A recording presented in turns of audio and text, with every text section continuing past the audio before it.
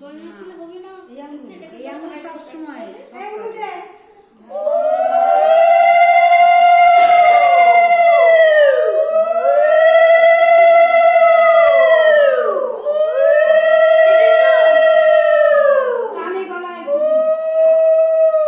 জামার কালারটা সুন্দর দিচ্ছে, নিচেও যেমন করছে বাইরে তেমন করেছে। তোমার বড় মেয়ে শাড়িটা জামাটা দিছে ছেলেকে। এই গালতে কাটনা বেঁধেছি গুড়িয়া, গালতে কাটনা বেঁধে।